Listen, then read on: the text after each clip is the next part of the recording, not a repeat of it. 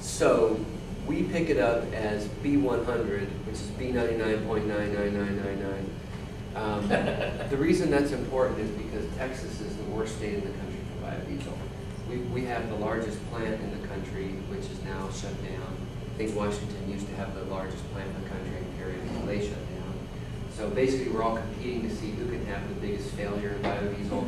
Right now I think Texas is ahead.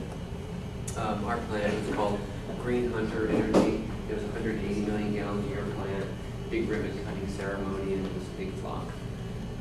So anyway, we produce, or at least we're on paper, we produce the most fuel, I think, this year, but it really doesn't produce that much. However, even though it sounds like we produce the most, we don't consume the most. We consume very little because the oil and gas lobby is so strong, they don't want us to consume it. So we take it to a retail outlet for resale as B100. I didn't actually say that. We have a little eco-convenience store, and we sell all that fuel there. And I'll go through some of that. And then there's another thing that we do, which is kind of new, which is taking glycerin and turning it into oil and fuel. It's a whole different business operation that I'm involved with, which is really exciting. And anybody here who has glycerin, I'd love to talk to you about it. Do you turn it into a straight boiler fuel? No, it's a very small percentage of overall boiler fuel. But most boilers run on natural gas and other things, heavy fuel oil and things like that. And those boilers are just incredibly powerful and incredibly resilient. There's a tremendous amount of applications for I want to be able to mix glycerin on the wood biomass. Yeah, you can do that. And increase my BTU content is my goal. Yes, but you have to have the right registration to get it. The reason I'm doing it is because there's an IRS registration that I have that took me a very long time to get, and they've dramatically increased the complexity of getting that registration, and I got it when it was really easy to get. Okay. And so people that have tried to get it in the years since then have failed to get it. Is that because it's a straight boiler fuel then? No, it's, you mean, is what is the reason Or it's difficult is to it get? additive? The reason it's difficult to get is because the paper mill industry were getting $900 million a quarter in credits, and Congress rewrote the law to exclude black liquor, is what it's called. And so because of that, they changed the registration requirements to ask a whole lot of really difficult questions. And so the brokers and the players that were getting involved with it really ratcheted down on it. And so I was just a little guy. I was doing it to do grease cars. And so I had the registration, and I'm still involved, and I can still get the credit. So it works for you, but it may not be extensible to other people for those reasons. Right. So I'm able to get those credits and partner with other people to do it. Right. But there's a whole market for glycerin out there besides oil. Right. There's a huge market out there. Yeah. So where we came from, we started out as a nonprofit co-op in 2005. It was a dud. So we came here, Colorado, and said, you know, what do we do? How do we dig ourselves out of this mess? And we determined that you know, it wasn't going to be as a nonprofit. So we formed DieselGreen Fuels as an LLC immediately after returning from here, or Colorado. And so I presented, this is the, I guess the, I don't know, fifth, sixth time I've presented here with our case study, and it's evolved every year. Why did it limit you with vendors as a nonprofit? As a nonprofit, people really didn't understand who we were. Like, are you trying to make a profit? If you're not, so you're a charity. It was really confusing for people, including ourselves, frankly. We didn't really understand what we were doing. We had no nonprofit experience. We had no co-op experience. We also found out early on in Texas, you can't be a nonprofit and a cooperative. So I wanted to be the Austin Biodiesel Cooperative. So I went down to the state to register the name Austin Biodiesel Cooperative, and they said, well, if you're a nonprofit, you can't do that. So they made me choose the name Austin Biodiesel. And to do that, I had to contact a company called Austin Biomedical, which was kind of a similar name. It was really awkward. And so we did that, and we were Austin Biodiesel, but I always told everybody that our name was Austin Biodiesel Cooperative, but it wasn't really true.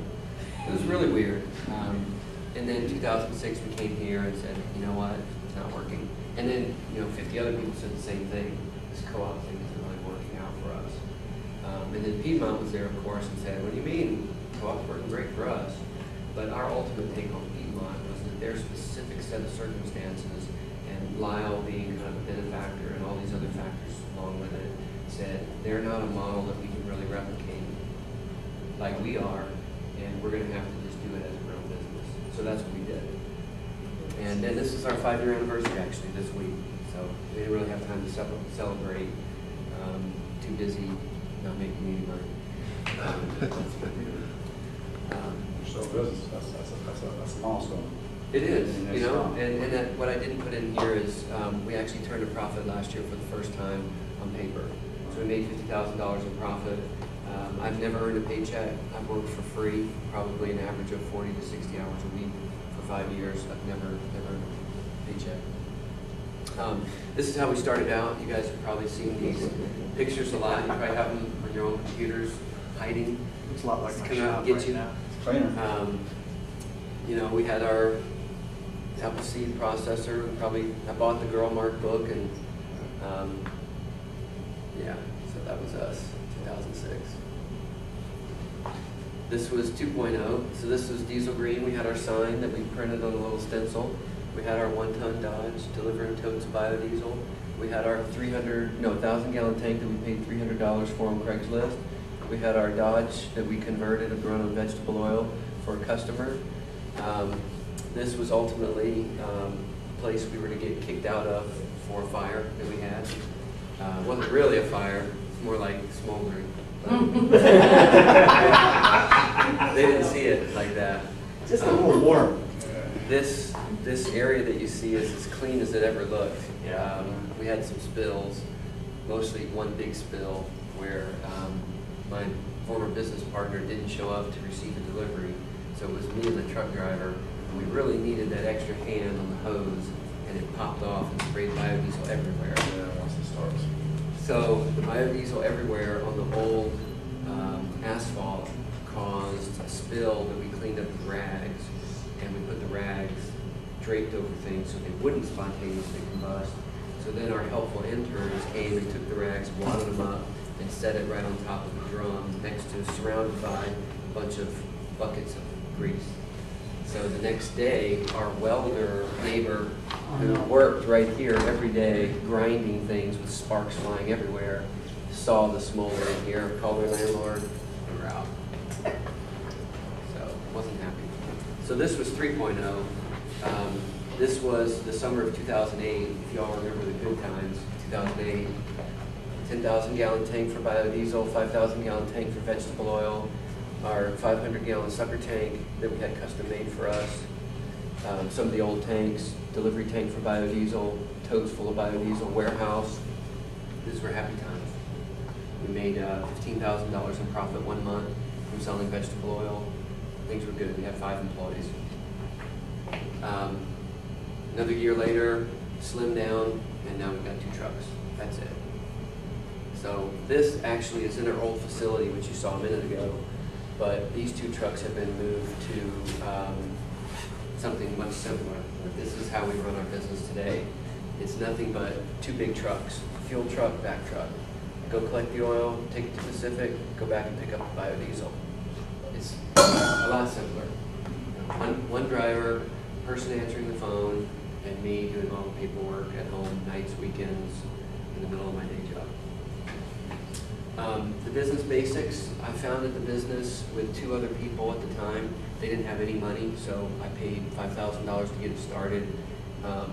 Then got loans to support that. We wound up getting into debt, I guess about $185,000 over the years to buy equipment that we then scrapped, to build processes and things that we then scrapped. So 5 years later, we're down to $85,000 in debt with 6 different loans. It's about $4,000, $5,000 a month in these 6 different loans that are a real burden. That's part of why I don't take any money, and they'll be paid off over the next couple of years. So today we rent just a simple fenced grass lot. We bought everything on Craigslist. We make about $200,000 a year in revenue from biodiesel, and starting just a month ago, a lot more in Western.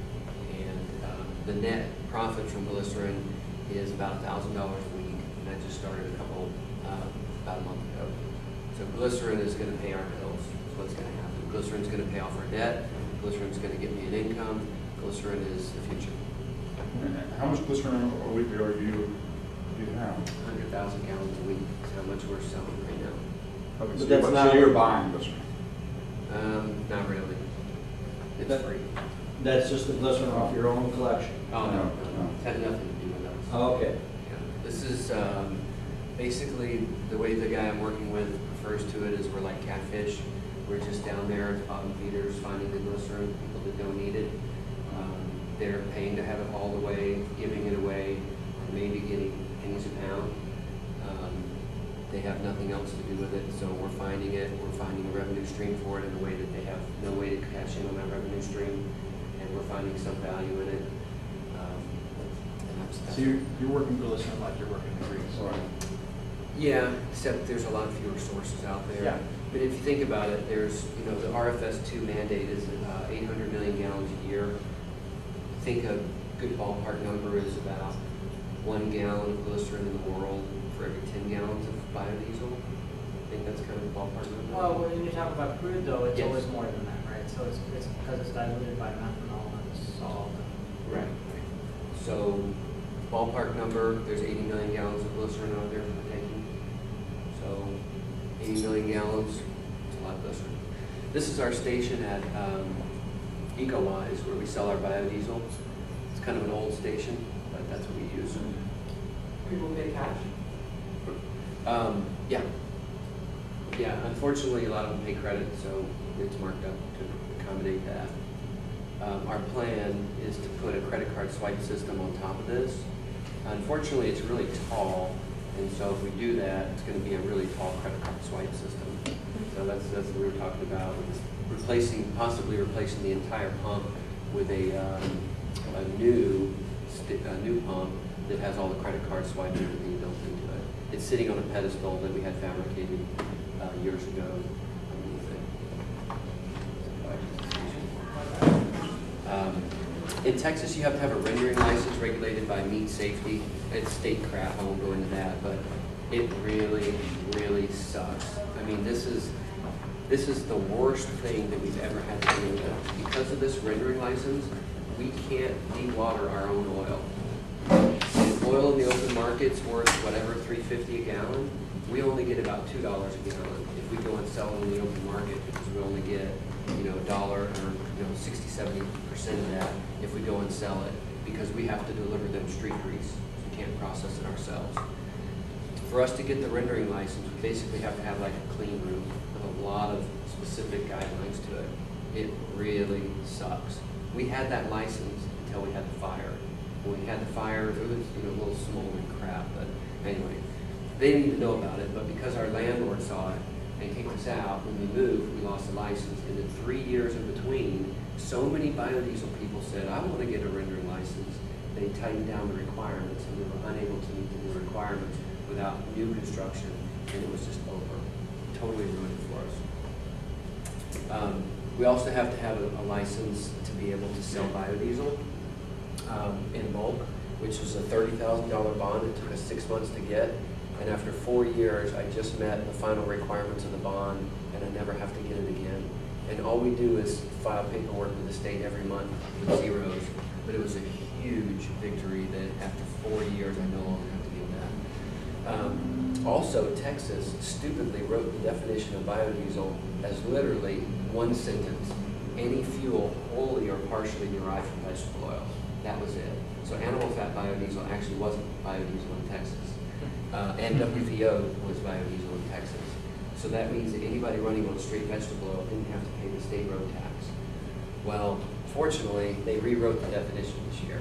So we stopped selling vegetable oil partially because of that, because it meant whole new registration, whole new filing, whole new compliance with something we didn't want to do. So I had to tell all my vegetable oil customers, not only are we not going to sell vegetable oil because of the rendering license, this is another reason. So that's a part of our business that's over. IRS registration, we have the 637M for blending. We also have AL and AM, which is for alternative fuels. Those are the specialty ones to do glycerin. At first it was rejected because they told us we didn't need to pay taxes on vegetable oil. That's why we have those registrations to begin with.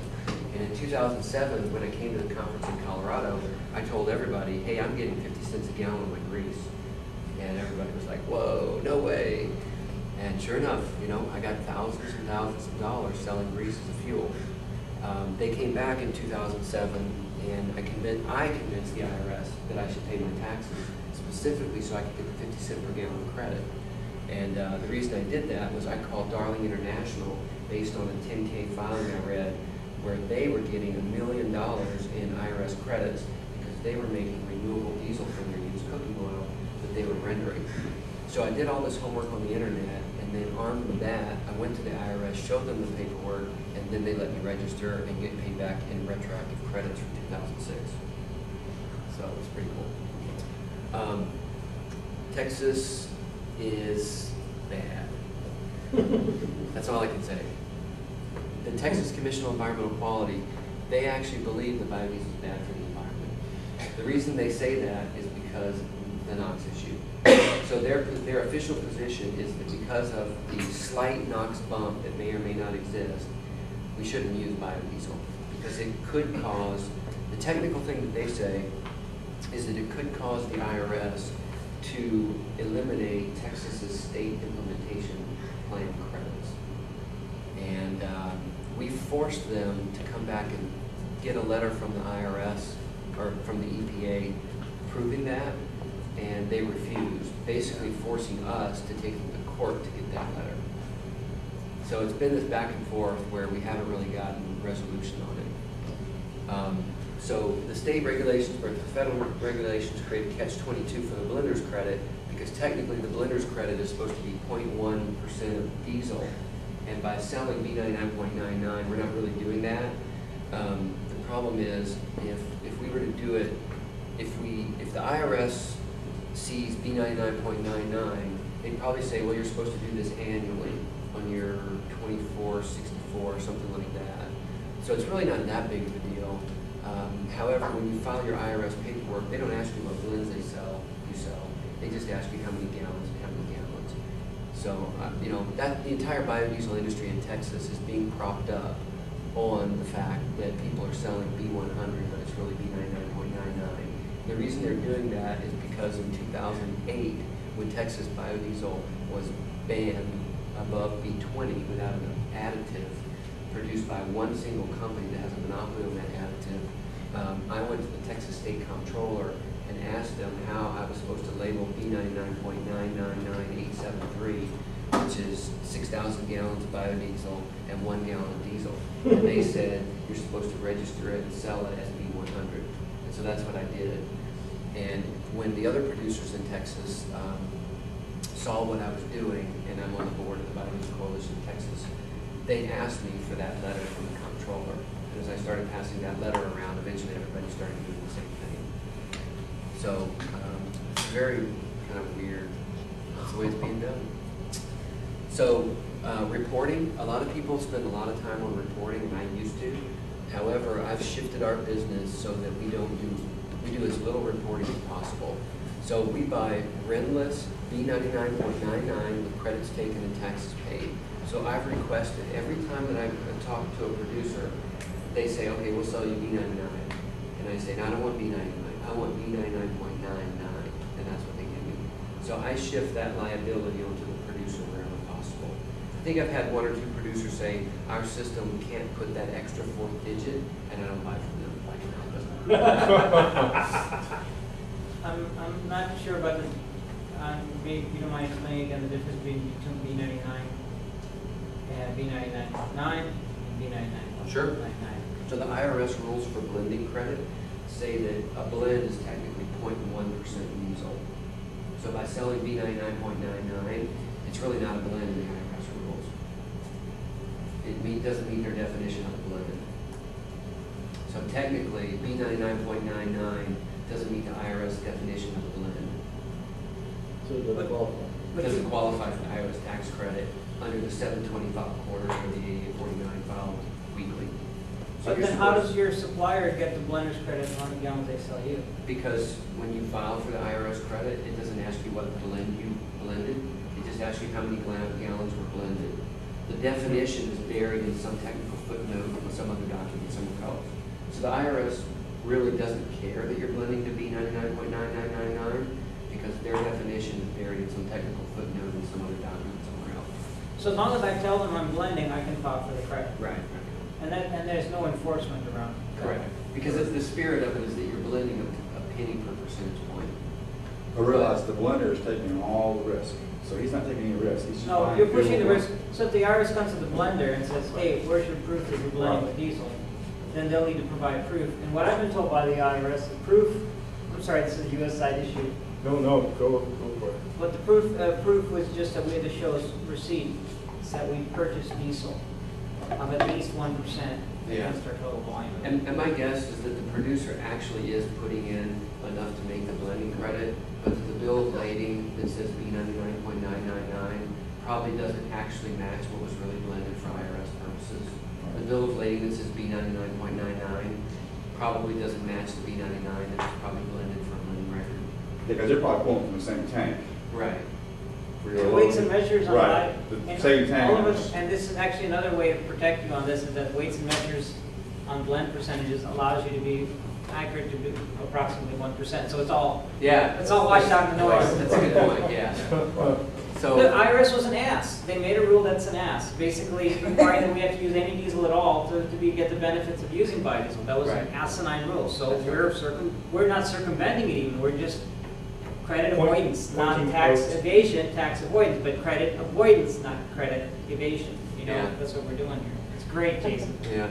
But so if you're presenting it not as a percentage, but as gallons versus gallons, if they were to actually do the math with those gallons, then they could say to somebody, well, there's something that's not quite right. If the producer were to actually show how many gallons were blended into what, and if they were to say, well, this isn't B99.99, it's B99.999, and technically you're supposed to file this on your yearly instead of your quarterly, then the worst thing that could happen is they could say, you weren't due this tax for 7 more months or 9 more months on some of these gallons, and you owe us the interest on what we paid you between this month and this month. That's the worst case scenario that I've seen for the entire Texas biodiesel industry. But to even do that would be a lawsuit, and I mean, it would just be, And you think that they're just telling you that it's 999 anyway? That's fine. And probably the gallons divided by the gallons would be. and the noise, like you said, between, that margin of error. Even the best meters can't read that accurately. Yeah. So what we do actually is we sell it as blended B100. And the only negative thing that's happened in all this is I had one of my customers, or my main customer, call me and say that one person that's been filling up for the entire year called and said her accountant wanted to know how to get the credit. And I said, the credit's already been taken. And she was really upset because she thought she'd been buying B100, which meant she was going to get some dollar per gallon for the entire thing for the whole year. That's what her accountant had told her. And I said, everything we sold you is blended B100 for use as a motor vehicle fuel with all credits taken and all taxes paid. But on his receipts, it wasn't saying all that. And I said, tell her to call me. I'd be happy to explain the whole supply chain and everything. And I never got that call. So I think it was an over-exuberant accountant saying, oh, hey, you're using biodiesel? There's a lot of credits on that. Let me tell you, you used how many gallons? Where's all your receipts? 1,000 gallons. Then you got $1,000 coming. So even that, I think, was hogwash. Because I may be wrong, but I thought that the way that the law, the blender is responsible to the credit. That was the credit. Yeah. To keep everybody down the chain from taking credit for something that's already been taken. Correct, yeah. So that's why on my invoices, it always says blended B100, and it says all taxes paid and all credits taken. So she was putting a squirt of diesel, a regular diesel in her car and calling herself a blender, is what she was. She might Open have. to, yeah. It'd be interesting to know. Yeah, that's So I what told her, she's give me a trying to call. do. I'd be happy to talk to her. So there's no IRS filing or RIN compliance required because we buy it RINless. And it's important, if you guys are real technically savvy on the RIN side of things, that the only reason that Pacific or any producer is able to separate the RINs from the gallons is because they know that we're going to sell it as not blended further than B80 by the time the end user actually consumes it in their car. That's the threshold, B80. Now, if they were going to sell it to me and then I was going to blend it to B20, they'd be obligated to pass those RINs on to me.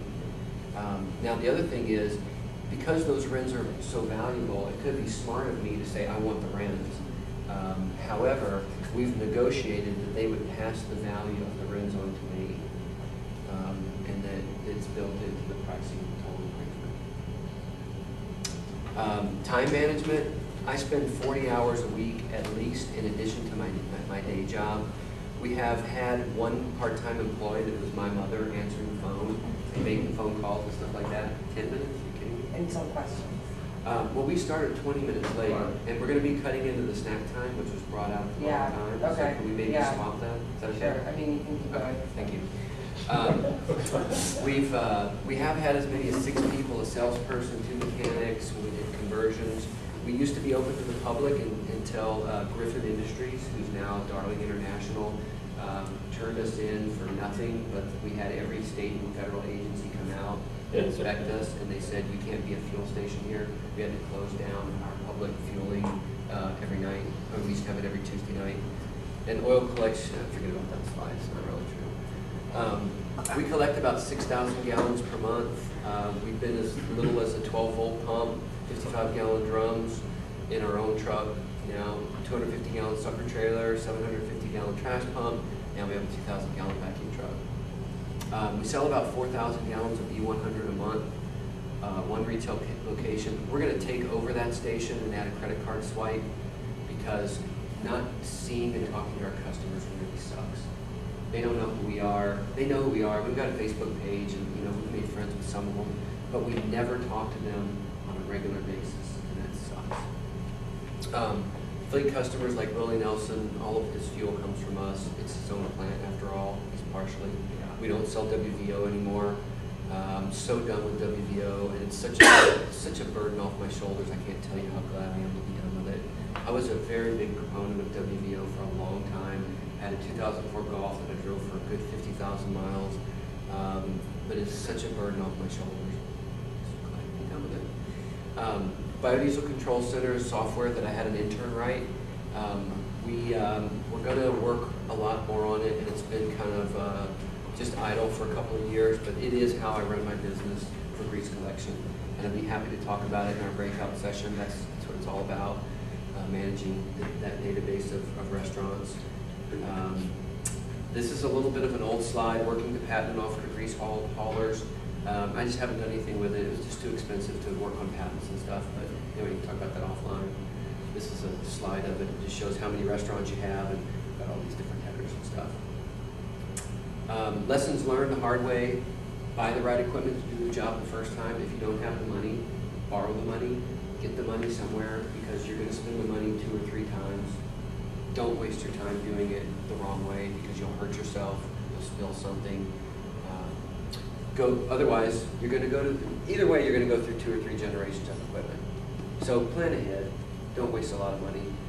Do dangerous tasks with 2 people. We've learned that one too. And it's a dirty, smelly job. If you don't know that, figure that out now. And don't go into business with people you don't know very well. Do a background check if you can. Check references, things like that.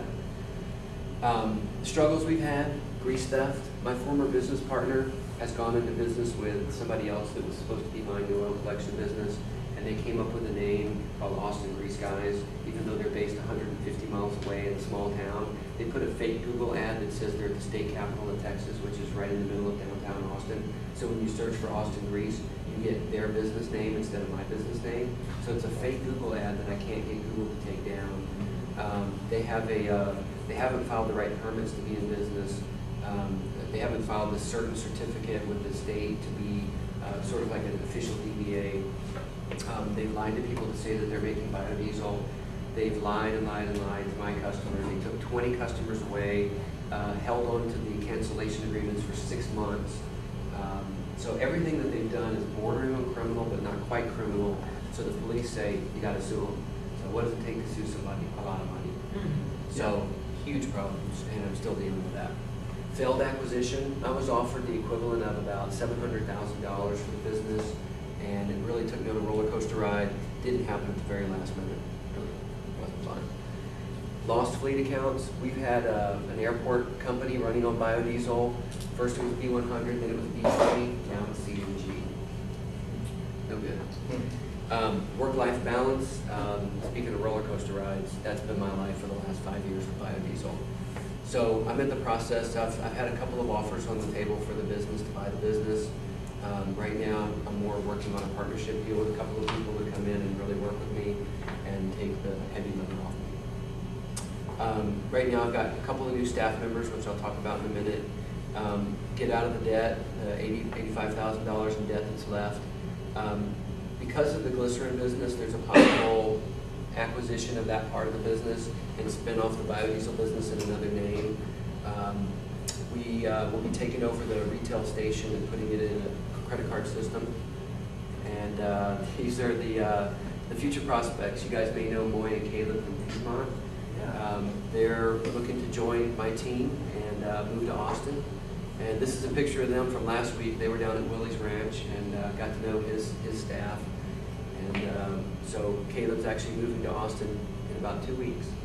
And he's going to be driving the truck and working on the ground. And then Moya's going to be back in North Carolina for a while until she gets things lightened up on her end. And then she'll be moving to Austin. So that's the future of DieselGreen. That's it.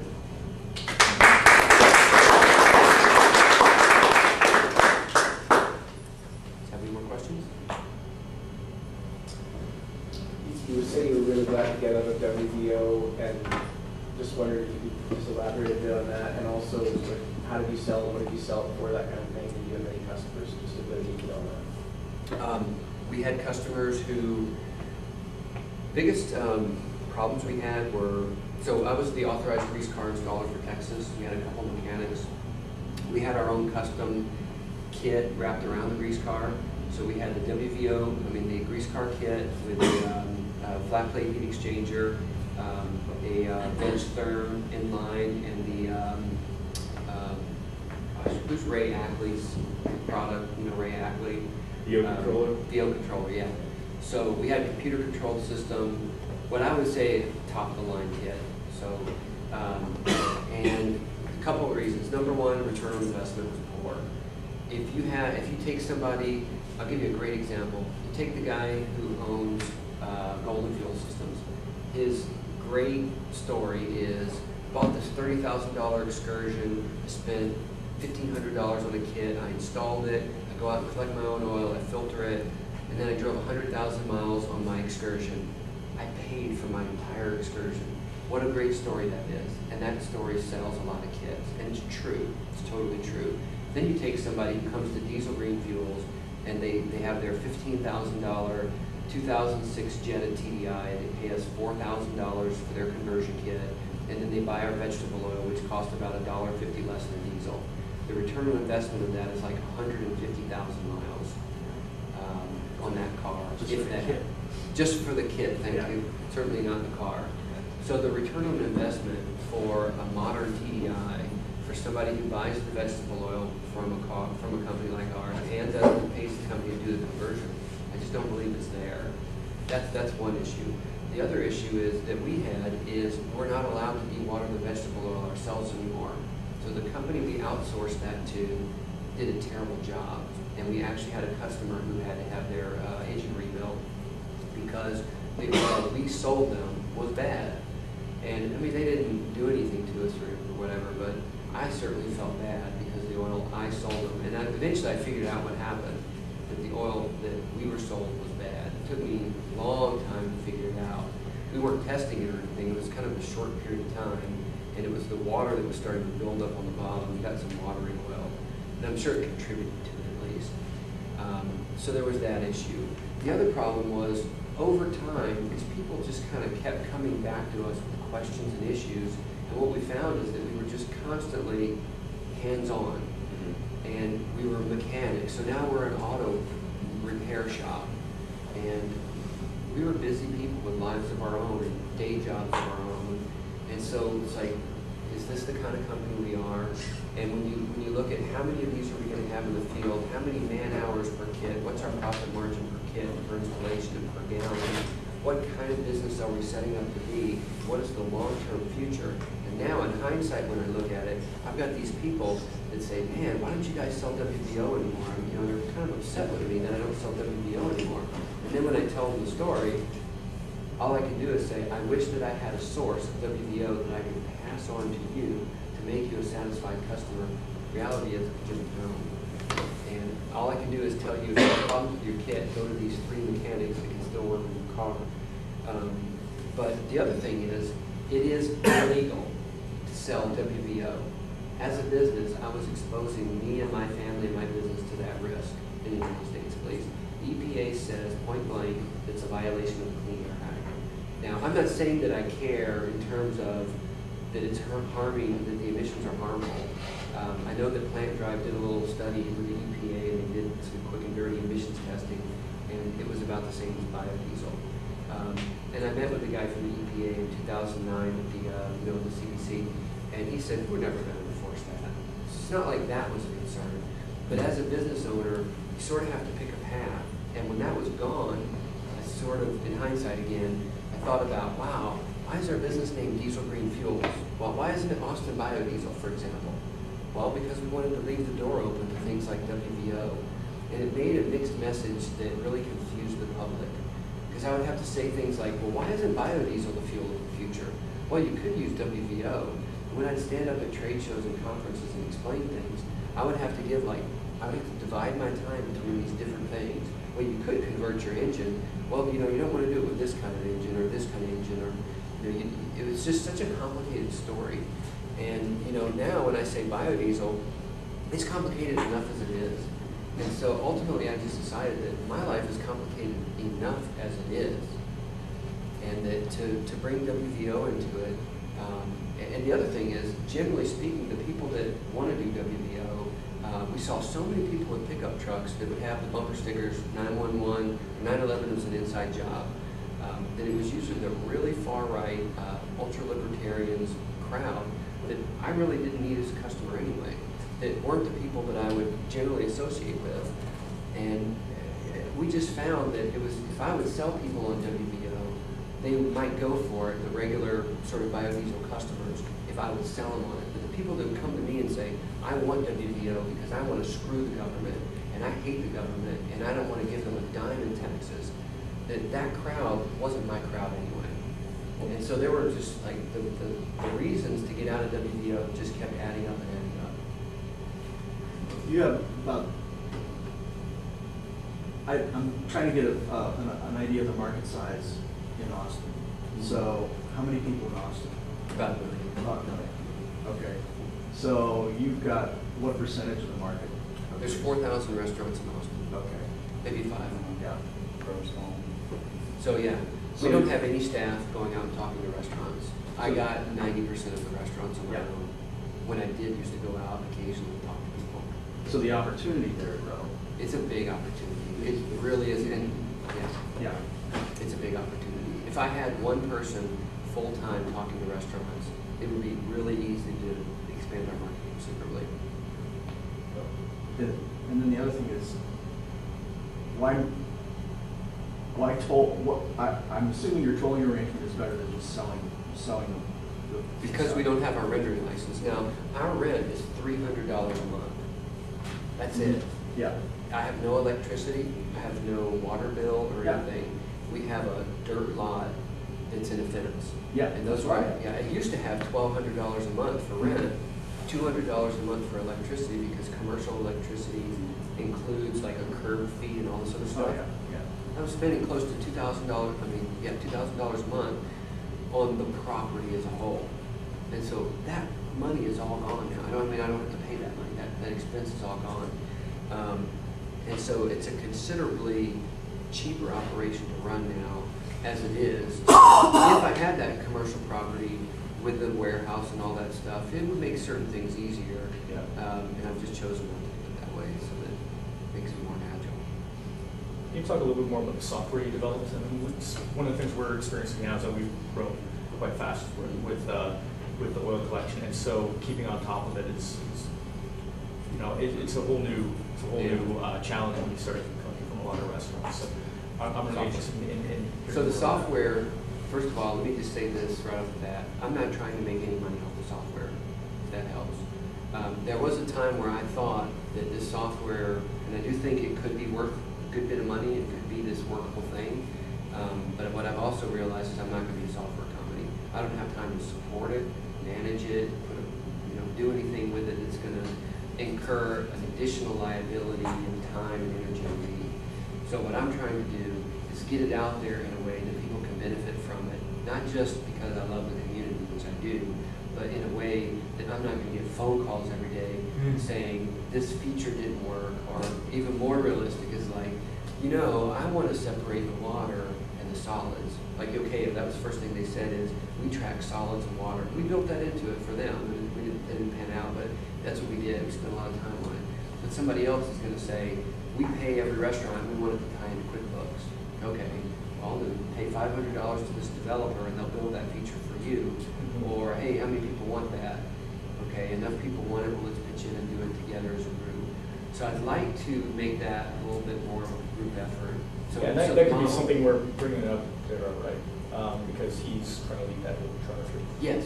Yeah. So creating that community. So that's something. And on the other side, on the distribution side, I know that our co-ops in British Columbia are talking about creating the software for the sales, for automating sales at a car lot. So, but yeah, I totally get what you're saying there. I understand it. So if I use it every day to run my business, and if we can make it better and those benefits roll back to me, I spent $12,000 to develop it. So what would be nice is if I could get paid back for that, that would be even better. But So are you selling it right now? Like, what's the No. status? what it is, the status right now is if somebody wants to use it, they have to pay about $150 to pay the contract developer to add the entries into the database to get them set up as a new customer, or a new whatever account person, whatever, and then they can start using the software now, and then they're in the system. They have a login and all that stuff. But can you explain just a little bit about the software, about how? Well, we're going to have a breakout session about that. Oh, that. It's Okay. at, what time is those breakout sessions? Are we Those gonna were do that? like one-on-ones, like you just meet with people Oh. during the snack time. So During like snack now, time. that would be now. Oh, okay. Because what time is it? I don't hear them outside, but Yeah, sorry about that. It's 11. it's only 11? Yeah. Yeah. Okay. The break was from 11 to 11:30, so you guys can keep going, or Oh, you could, okay. you could So do yeah, this I can off tell you a right little bit about here. it. Yeah. So So I think a lot of people would be interested, just like a. Sure. one-on-one. Yeah, no problem. We can maybe go after the break and have more details. So the way the software works is, it is route management number one. That's its key thing. So I'll tell you the way our routes are set up, because it's kind of simple, a lot simpler than a lot of people's. We have 8 routes, and they run every 8 weeks. So route 1 is week 1, route 2 is week 1, week 2 is real simple. So it tracks those routes. So we have 200 restaurants, let's just say 25 are on every week. So every time you go collect oil, you simply print out a route sheet, and your driver would write down what he collected, and then at the end of the day, you go in and enter what was collected into the system. Now, even better than that, it works on an iPhone, it works on an iPad, it's a web browser, so it's web-based software. So that stuff could be entered in by the driver on a laptop, on an iPad, on an iPhone, whatever. Then it's in the database, and all that's trackable, reportable.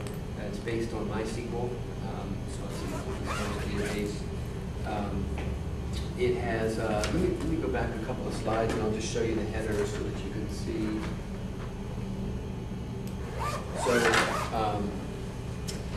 So sources. It has a. You know how when you go to Google now, it's got Google Instant, where you start typing one letter, and it starts giving you a drop-down list. So when you go to sources, it shows you that type of thing. So you can type in the word deli, and every one of your accounts that has the word deli in it will appear. And it has a database of all restaurants that you populated with.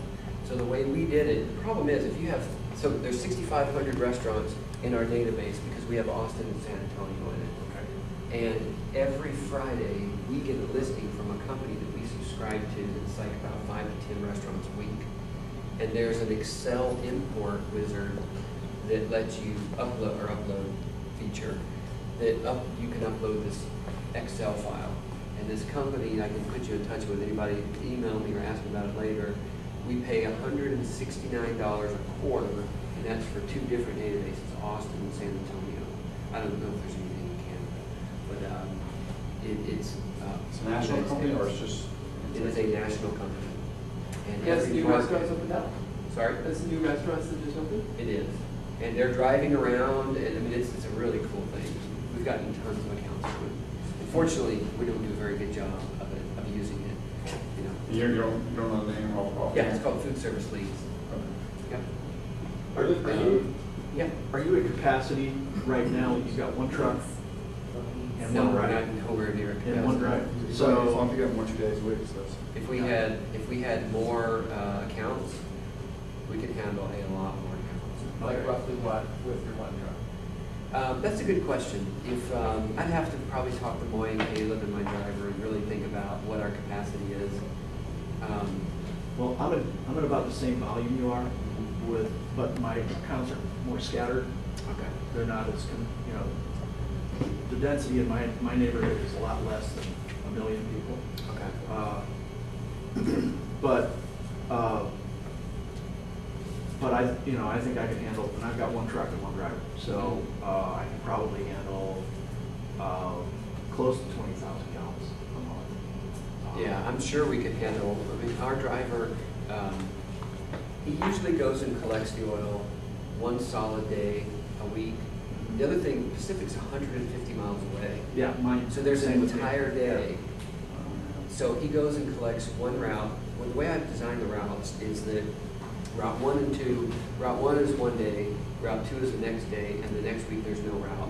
I did that because I was trying to sell the business to somebody that was far away, and I wanted them to be able to take our truck they then own, and then drive to Austin once every 2 weeks and do both routes in one long day, or spend the night and do both routes and have a full truck route. Because the idea is that each of our routes is about 1,000 gallons, and it's about 8,000 gallons for all 8 routes. Right. And you can do Route 1, spend the night, do Route 2, and then drive home. And rather than do Route 1 one week and then have to drive back half full and then come back and do the other half. So if you do Route 1, then Route 2, it's about a day's work. It's about 25 accounts.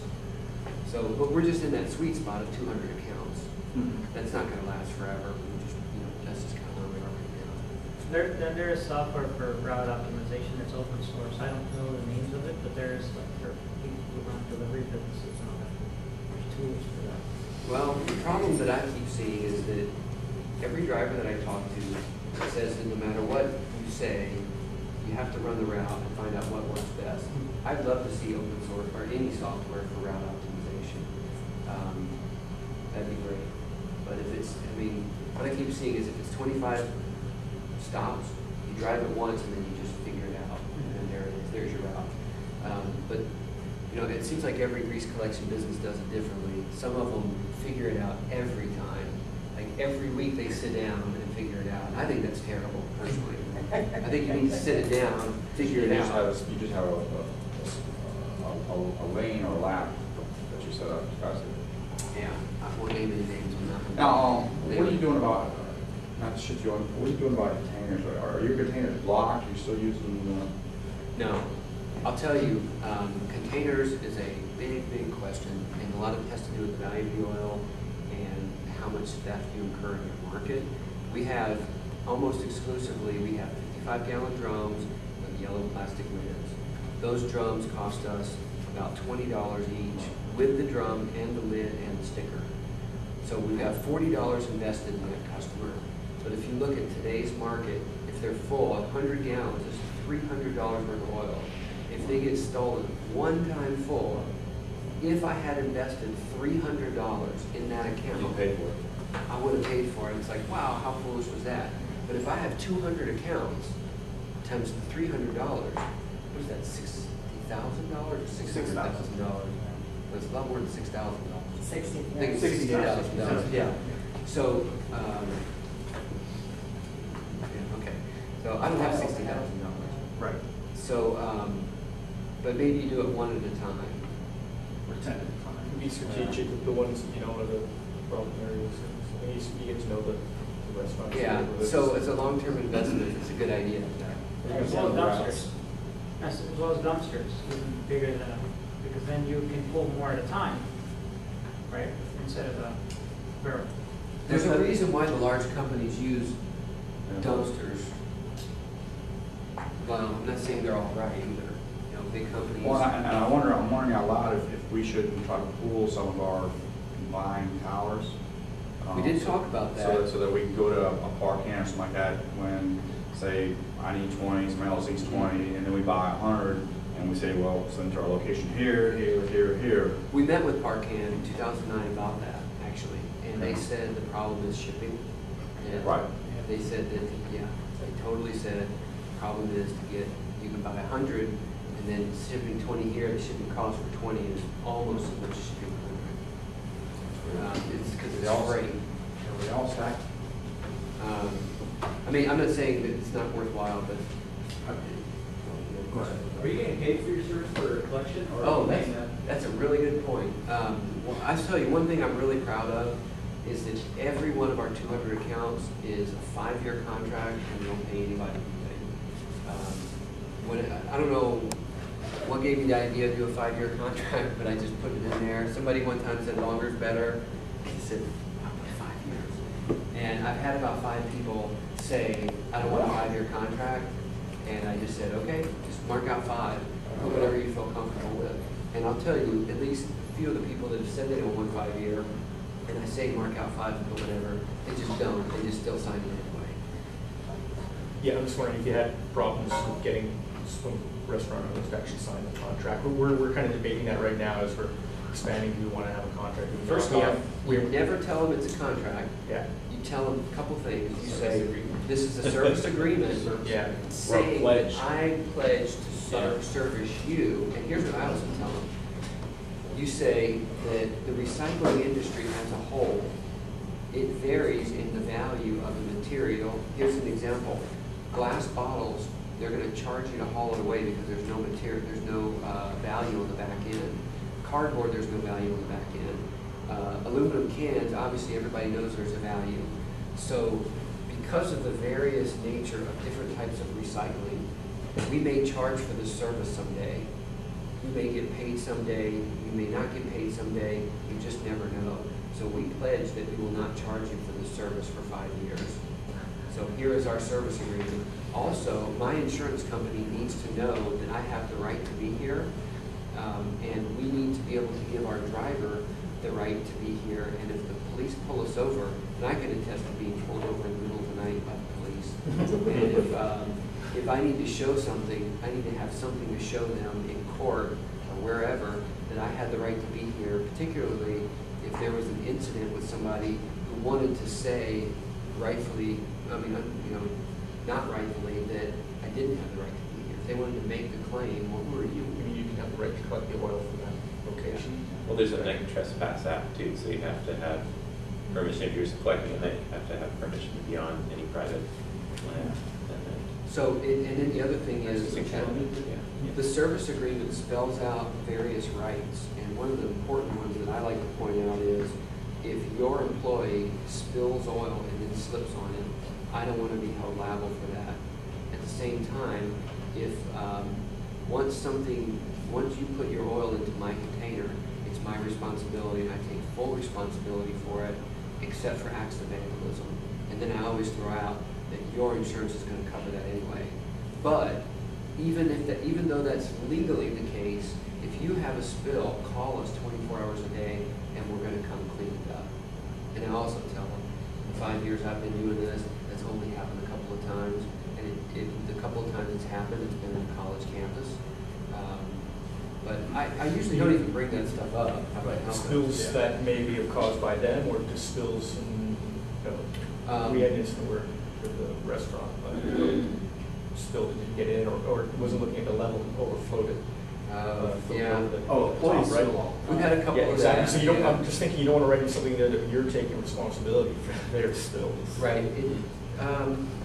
But as a service issue, Right. somebody spills something, Yeah. and you see it, you come clean it up. Oh, yeah, and I think from Say, from the offering service, but maybe you don't advertise that so much, or you don't be there when they need that, but also, Right. you know, because also you're accepting liability, if there is liability associated with that spill, right. as close to a waterway or. Well, what I say is, I say, we will pressure wash upon request. Because I'll tell you, a lot of people bullshit and say, we pressure wash. And at least in Austin, we've had a number of people say, like we've lost a couple of accounts. People have said, your tank is really dirty, and this other company came in and promised to give us a really clean tank and pressure wash it. And so now I put in our contract that we will pressure wash upon request. Because I can't have them saying that other people pressure wash and we don't, because I know full well. And in fact, I've gone back 6 months later, taken a picture of their old dirty container and a picture of our brand new container. And I said, I just want you to know, I know we lost your account 6 months ago. This is our new container, and this is their dirty container now. And then here's our dirty container then. I just want you to know, you gave us up for their promise of a new clean container and pressure washing. Notice that they never pressure washed, and their container looks just like ours did then. And here's what our new container would look like now. We could pull the same trick they did. In that case, it didn't save the account. But it's like, I wanted to kind of go through that process to see if it would work, or at least to kind of, you know, sort of just because I didn't like it. But I will make. That was a form of business. I will make, like, we build in twice a year pressure wash. It doesn't take you that long to go out there and change the container out and pressure wash that 4 Actually to replace 5 foot air. Oh, yeah.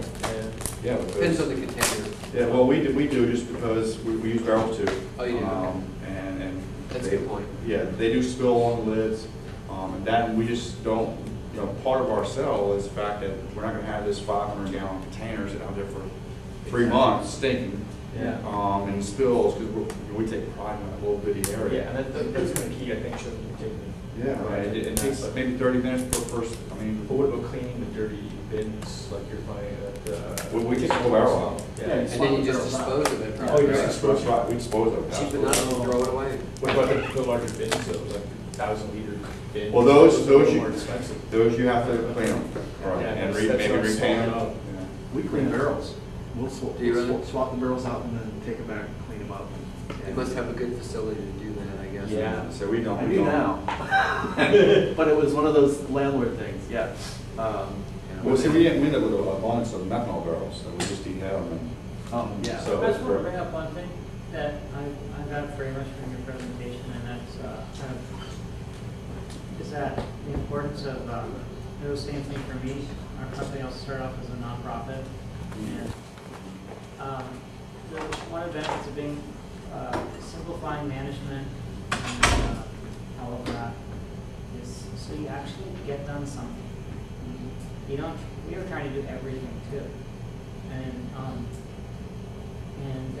you know, I mean, if your original intention is to do something constructive, it's just becoming a for-profit company. I don't believe that the ethical people who form for-profit companies can become immediately corrupted. And besides, those people like that are corruptible in a non-profit environment as well. Yeah. So your corruptibility or lack of integrity is a problem whether you're in either environment. But I found that it was much more, things got easier. I think the reason a lot of people start nonprofits, is because they already have day jobs, and they think that we're doing this for environmental reasons. I'm not out here to get rich. So if we started as a nonprofit, it seems to fit more into where it is in our lifestyles maybe. I don't know, that was sort of our take is, well, we already have jobs. Why would we start a for-profit business if we already have jobs? We should start a nonprofit to do something good for the community and the world. I discovered it takes so much energy to make it all work. It's not a part-time job. Yeah. Well, you can also, but you don't have to differentiate, you know, a nonprofit part-time job, for-profit full-time job, because you can accomplish a lot of the same things. Like a nonprofit can be a pretty flexible vehicle, a fundraising vehicle, startup. Yes. Community support that you wouldn't get for a for-profit. Piedmont's got both too. Yeah, we have both. Well, actually, now we have a for-profit, we have a nonprofit, and we have a co-op. A nonprofit that Exactly, and owns part of the so, co-op. it's all about Yeah, focusing yeah. and getting things done, Let me- really. Let me ask, However you want to do that. What's- Who in this room has a day job? Oh, I, well, we have a. I, well, this is the day job now, so it started out Yeah, being. it is now. Yeah, but- it is now. But yeah, I get that. Yeah. Anyways, when you start investing the time in, it does clear off. Like I said, it started off as being like a small part of my desk, and then it ended up pushing everything off, and becoming a full-time thing. But there's a lot of different ways of doing that. But I just didn't want to completely discredit like a No, nonprofit no, approach I'm not because saying it that at all. has. Yeah. And I'm really interested in what you're thinking the benefits of the for-profit approach are over the Like you nonprofit said, approach. it makes business relationships easier.